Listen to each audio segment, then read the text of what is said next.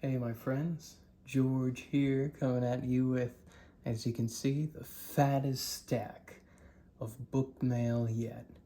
And guess what? We're going to unbox and unpackage it all together. I have to admit though, with this first one, I cheated a bit. I took a peek, because look how flimsy this is. I had no idea what this could possibly be, and I wanted to make sure it was even literature to begin with, maybe some Jesus literature that I could recycle. But no, as a matter of fact, it's literature of the highest order. JFK versus Predator.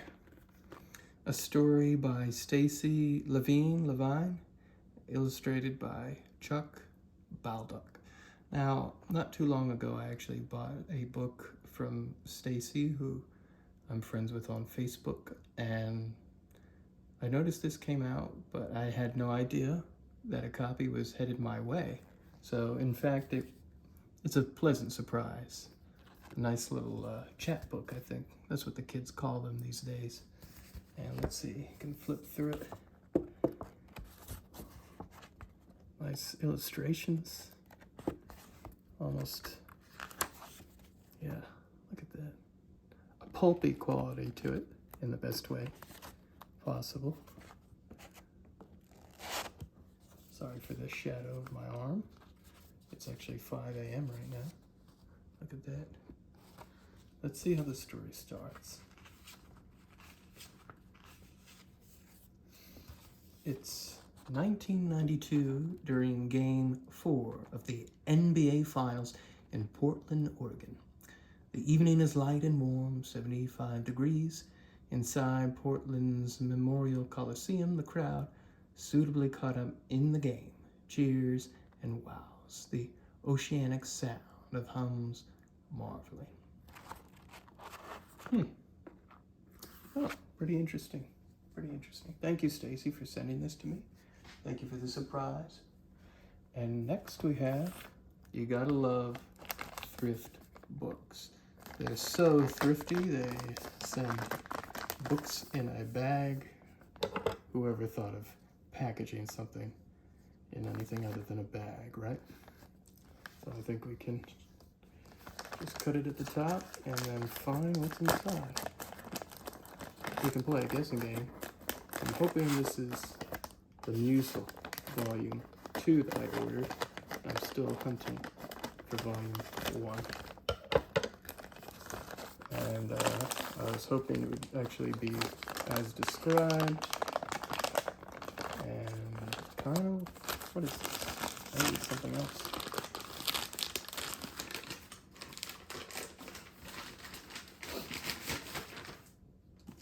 Okay, well, it's a surprise. It is The Man Without Qualities, Volume 2. It's not the edition I was hoping for. It's the same publisher, however. So I guess as long as it's the same translation, I'll be happy with it. But if you saw my last video, which I'll leave in the comments, it does not look like this cover. And as you can see, the dust jacket is peeling like a husk to reveal the caterpillar within, maybe. So let's see what kind of excerpt we can just start on and get yet another taste for this translation, which my friend Nick said is the best. There was only one disturbing element. Just as in dreams, one has the ability to insert into an event an inexplicable emotion cutting clean through the whole personality, so too one has it in one's waking hours, but only so long as one is 15 or 16 years old and still at school. Even at that age, there are, as everyone knows, great upheavals of emotions in one's being, urges and impulses, and an amorphous capacity for tremendous experiences. One's feelings are very much alive, but not yet well defined, and love and anger, happiness and scorn, in brief, All moral abstractions are twitching events that now enfold the whole world, now shrivel into nothingness. Intriguing. Talking about wet dreams now? Just kidding. Okay, so all I need is now volume 1, and I got a set, a miscellaneous set, if you will. I don't know what this is. This is intimate. We're discovering things here together. It's a surprise for me. It's a surprise for you.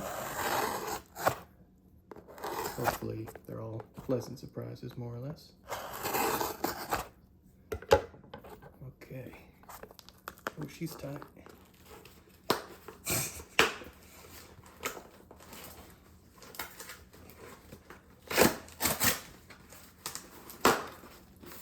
Listen to that pop. Satisfying. Okay, I know what this little guy is. Look at this little guy. If you know anything about Green Integer Press, you know that all their books are super cute, and not without reason. The reason being, not only is it cheaper to print little books like this, but it actually gives you a lot more space on the shelf. And my shelf actually has them stacked up horizontally like this, and I have, I don't know, over 10 of them so far, and now I have another one. This is translated from the French by Cole Swenson, and it's titled Island of the Dead by Jean Fremont. And it's actually a, well, I have the spiritual sequel. What's the word for it? Not a trilogy, a bilogy, a duology. Island of the Dead, and the other one is The Botanical Garden, if I remember correctly. And that's actually translated by the one and only Brian Evanson. He crops up in blurbs, introductions afterwards, and I guess translations as well, as I do my digging and discover all these buried books. So he's definitely a kindred spirit in that sense. So, but yeah, some people don't like tiny font, so that's a downside for people who mind tiny font, but I don't mind it. Let's see how it starts. I was reminded of the ingenuous air that Thomas Nair adopted to skewer Dawkins. I don't quite understand what you're trying to say. Dawkins suspected nothing. He thought he was simply being asked to restate his comment, so he hesitated a moment and then resumed his penetrating tone. The vagaries and blunders of reform promised to broaden the divide between the advocates of acceleration and those of prudence. I do have to say, many of the covers of Green Integer are very awkward. It's not my preference to have the author on the cover like this. Some of them are actually pretty pixelated.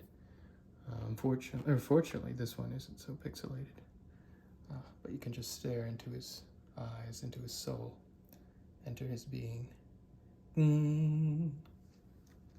Next. This one is not in a bag, more properly packaged than thrift books, and maybe it's easier to open. Oh, I know what this is. The latest title from one of my favorite presses of all time, Tough Poets Press, which is a one-man show run by Richard Schober, my hero. Also a friend of mine, and we've collaborated on several projects. I helped him get in contact with Alexander Theroux and bring out the 3 volumes that everyone's enjoying. And he also brought out a book that I shined a spotlight on through my Invisible Books column, Mangled Hands by Johnny Stanton. I wrote the introduction for the new edition, and it has an interview with Johnny and his poet wife, Eleanor Nowen. And also recently, reprinted Wendy Walker's wonderful debut novel, The Secret Service, and it has my interview with her when she was actually an early project of my site, the Collidescope. And I'll try to put all those links in the description for you. But this one is titled Hold Up the Head of Holofernes? I don't know how to pronounce that. By Carol Bonanza Albright. I love the alliteration of the title. A friend of mine got his copy, or got their copy, they're non-binary, sorry, and they didn't quite take to the prose, so I'm a bit skeptical. However, since Alexander Thurr is part of the Tough Poets Press Club, he actually wrote a blurb here, author of Darkenville's Cat. He says, the power with which Carol Bonanza Albright writes is matched with her vision, so disagrees with my friend. She is a true magician, and in this uniquely dramatic account, a saga, crisscrossing both time and space, you will marvel at the unforgettable performance she offers, bold with irony, tender with compassion, rich with paradox, and sparing in its truth. If it's good enough for old Alex, maybe it's good enough for me. But we can always do the test. Let's see how it opens up. Louisa, Rome, December 1943. Louisa stopped, pedaling. Her heart was pounding, her breath came in short bursts. She had just biked halfway across Rome. She tried to collect herself, pretending to fiddle with something on her bike chain, all the while keeping a surreptitious eye on the German soldier. He was planted at the intersection a block ahead of her, standing sideways in the narrow street. What was he doing? He was young and had a strong profile. Would she be able to distract him from what was in her laundry basket besides laundry? Ooh, what's in the laundry basket? You'll have to buy a copy and find out. Okay, I know what this one is just by the size of it, but maybe I'm wrong. So, okay, easy to open, easy enough. Okay. Now this is XMan by Michael Brodsky. And Michael, I recently connected with Michael through Richard Kalich, which I mentioned in my last video, and he was kind enough to send me some signed copies of his books. I'm currently reading and enjoying the Lyrionics, if that's pronounced correctly. I always have to second guess myself on video here, but he did not have a copy of this. I actually explicitly asked him for one, but he was all out. This is from 1987. It's an old work, to say the least. Beautiful cover. It almost gives the impression of a graphic novel, but it's not. Very much in the vein of Samuel Beckett, who is one of the shining stars in Michael Brodsky's constellation, which includes also Herman Melville and I think Franz Kafka. This is in shrink wrap. So is it brand new? I mean, I know you can put shrink wrap on things even if it's not brand new. The spine here is a little on the pink side, medium well, sun tanning, especially compared to the cover. But let's open her up carefully now. And let's see how it opens up the novel. So, 1987, assuming this was wrapped up since then. See, now I'm looking at this, and I'm doubting that this was shrink wrapped since 1987, because why would there be tears on the dust jacket? I wonder if the seller does that to just make it sound better than it is. Get this brand new book in shrink wrap. Here's a picture of him. Ooh. It does feel tight, like this has not been read, at the very least. Open her up, stretch her out here. And let's see how it begins. XMan, which Makes me think of, obviously, XMan, but also He-Man, because he is related to... Where was I going with that thought? I don't even know. Okay. Able to bear it no longer, he, XMan, at last decided to depart for good. This time with no turning back. With some money saved, some bequeathed, he and his torn green duffel bag made their way, via taxi, to the airport. Driver, true to type, proved loquacious. He said, "Where are you going?" XMan replied, forestalling the inevitable next question. He added, "To make myself unique." "Do you eat?" "Yes." "Sleep?" "Yes." "Shit?" "Yes." The driver's genial shrug left it up to XMan to decide whether he hadn't in fact won his case. He certainly, XMan was forced to admit, had his point. Those universal parameters set formidable limits to any pretense to uniqueness. There you have it, XMan. I have to say, I have not been superbly tickled by any of the excerpts I've read for you today. Maybe you have. If so, let me know in the comments what sounds the most promising to you. Now, this is a seller in the vein of thrift books. It's Discover Books.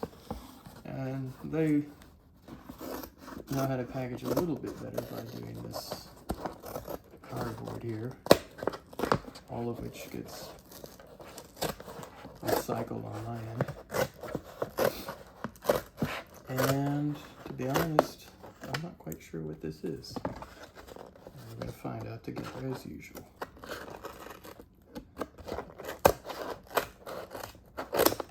Let's see if that suffices for me to do the ripping open here. Maybe not.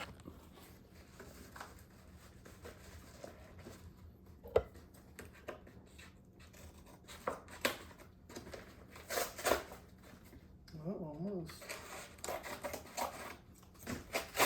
There we go.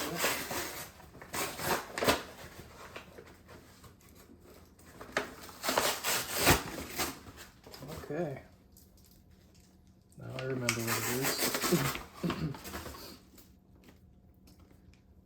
Wedding Feast and 2 novellas by who else but Michael Brodsky. Again, like in the last video, there are these illustrations. I'm not sure if they're done by him or not, but yeah, they're unique and creepy. Let's see here. Some foxing at the top. I hate that. And there's a lean to the spine, but maybe I can resurrect the spine a little bit. So the first novella begins. I met her on the high road. Relations were difficult, but from the start relations are always difficult, and with stems and puddles too. Walking, I was exercising, as in exorcism. It became more important than my errands for weak-willed patrons nodding toward me on long stalks. She was coming from the opposite direction. At first the sprigs and the light of the hot coverts were my principal, my only inducement to continue, till my destination became an impediment, all the way to sprigs and other tatters of spring, eluding inventory. I stopped seeing her. Let's see if there are more illustrations inside, shall we? Nope, all text. Okay.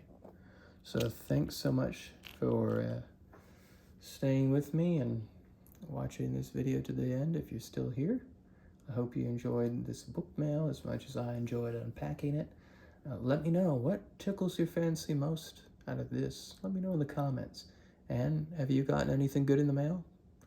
If so, let me know as well. So I'll see you next time, and thanks again for watching.